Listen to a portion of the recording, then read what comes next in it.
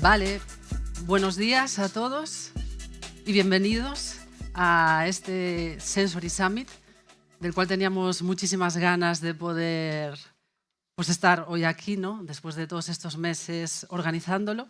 Dar las gracias a Vía Startup Sabadell por el espacio, por cedernos el espacio, a la producción, que nos han hecho un espacio, nos han decorado el espacio súper bonito, al equipo, por estar trabajando incansablemente para que podamos llegar aquí y sigamos construyendo futuro, y, por supuesto, a todos vosotros que estáis aquí hoy participando, y también a los ponentes que van a estar después. Y también, la verdad que la convocatoria tuvo muchísimo éxito. A los 2 días de anunciarla, ya no podía, el espacio ya lo teníamos ocupado y decidimos abrirlo también online. Y tenemos más de 200 personas en online que están también escuchando, o sea que la convocatoria ha sido un éxito. O sea que muchas gracias a todos. Y bueno, yo lo que quería sobre todo empezar, ¿no?, en este Sensory Summit es, lógicamente, nosotros hablamos de análisis sensorial, ¿no? Yo soy muy pesada con el análisis sensorial, pero hoy no solo vamos a hablar de análisis sensorial, hoy también vamos a hablar de cómo en las industrias se toman decisiones, que es, ¿no?, lo creo que es el cambio de paradigma en el que estamos ahora mismo, y yo creo que quizás el motivo del encuentro, ¿no?, con herramientas alrededor de cómo tomar decisiones, facilitadoras también, que vamos a hablar de IA, pero al final es hablar de tomar decisiones inteligentes, ¿no?, y situar al consumidor en el sitio en el que debe de estar, ¿no? Algunos haréis análisis sensorial, conoceréis un poco la historia del análisis sensorial, hablando de guerras, por desgracia, pero esto, el análisis sensorial, se construyó en la Segunda Guerra Mundial. Cuando se hacían los diseños a los soldados, tenían un equilibrio nutricional perfecto, estaban muy bien compensados, pero había un rechazo absoluto, los soldados no lo querían comer. Entonces vieron que había que hacer una mejora sensorial y se empezó ahí a construir metodología. Y bueno, grandes corporaciones, que todos sabemos cuáles son, industrias alimentarias superpotentes, ya en los años 40-50 hacían análisis sensorial. Pero sigue siendo una herramienta que, bueno, sí, es verdad que cada vez se usa más, y históricamente, pues bueno, lo que nos ha dado rigor viene del mundo científico. Es verdad que el mundo científico, ¿no?, sabe hacer metodología. Los que somos expertos en análisis sensorial somos medio expertos matemáticos, porque hay ahí uno como el análisis sensorial es subjetivo, es, ay, ¿esto qué es esta cosa de medir percepciones? Entonces, no nos queda otro remedio que esa subjetividad convertirla en objetiva. Y solo puedes convertirla en objetiva dándole rigor con matemáticas, ¿no? Entonces, la historia del análisis sensorial, indudablemente, va conectado con las matemáticas, con analizar datos, ¿no? Esta es la historia del análisis sensorial. Pero claro, que hay aquí un problema en el que hay un desfase cronológico de cuando metemos el análisis sensorial en la industria. Ese yo creo que es el verdadero problema, porque seguramente a todos se nos ocurrirá que el análisis sensorial pues está muy conectado con marketing. Justo antes de lanzar el producto al mercado, ahí se me ocurre hacer análisis sensorial, en el mejor de los casos, porque hay veces que ni eso. Pero se nos ocurre al final, ¿no? Y yo siempre cuento una anécdota que tiene que ver con reformular, lanzar, claims, escalado, posicionamiento. Hay cientos de ejemplos que podría contar, pero os voy a contar uno. Cuando creamos la empresa, pues vino una cooperativa láctea que era pequeñita, que lo que hacían era pues vender la leche, ¿no?, recién ordeñada, se lanzaba, pero querían crear valor añadido dentro. Y compraron como una patente, una formulación específica que era muy interesante, y para desarrollar un queso que tenía mucha cremosidad. Y entonces compraron todo, desarrollaron las plantas, la producción, tecnologías, millones de euros, ¿no? Todos que estáis aquí en la industria sabéis lo que cuesta. Y se les ocurrió al final de todo, cuando ya estaba todo, hacer las catas. ¿Y qué pasó en las catas? Que no gustaba nada el queso. Y de repente, ¿no?, estaban allí todos los socios de la cooperativa diciendo, ¿pero qué pasa aquí? ¿No? O sea, hemos desarrollado todo, hemos gastado, invertido millones y millones de euros, y ahora al final se nos ocurre hacer análisis sensorial. ¿Por qué no lo hicimos antes, no? Yo creo que sí que hay ahí ese desfase cronológico de cuándo entra el análisis sensorial. El análisis sensorial tiene que entrar al principio, no al final, en todo el proceso, ¿no? Ahí es un poco, ¿no? Que se habla, ¿no? De que cuando llega el dato sensorial, el barco ya ha zarpado. Ese es uno de los grandes problemas del análisis sensorial, no en todas las industrias, pero sigue ocurriendo, ¿no? Y bueno, al final, ¿no? Hablamos de ese rol, ¿no? El rol en la organización, el rol del análisis sensorial en la organización. ¿Por qué es importante el análisis sensorial? Creo que es bastante claro, ¿no?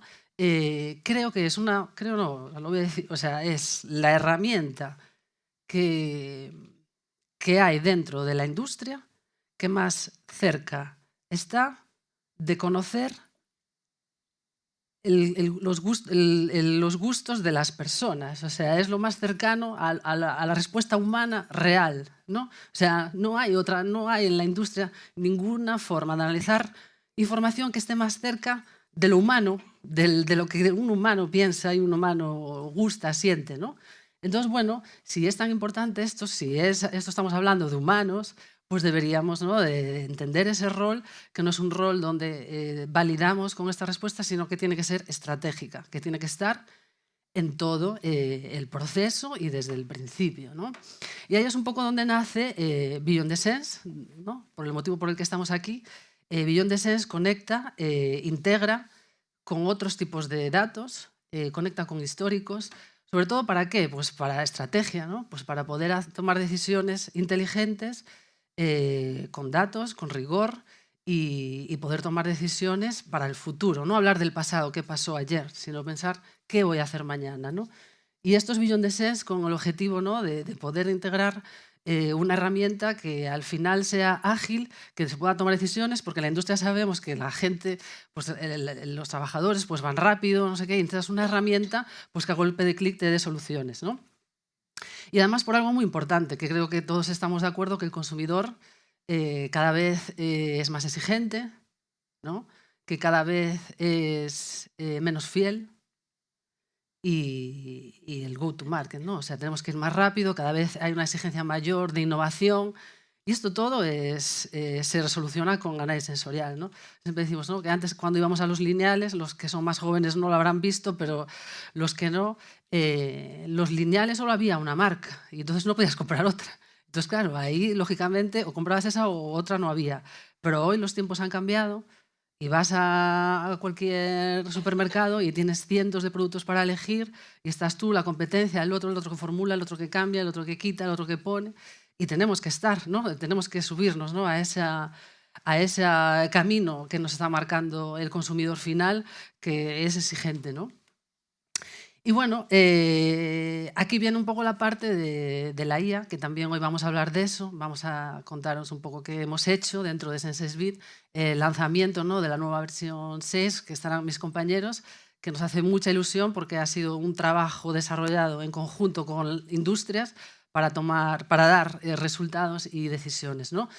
Y bueno, ¿qué aporta la IA? Pues es que la IA aporta muchísimas cosas, ¿no? En muchos terrenos, en este pues no podía ser que se quedara atrás, ¿no? Y yo creo que para entender qué hace la IA en nuestro caso, ¿no? Porque hay muchas IAs, vamos a decir primero qué es lo que no hace.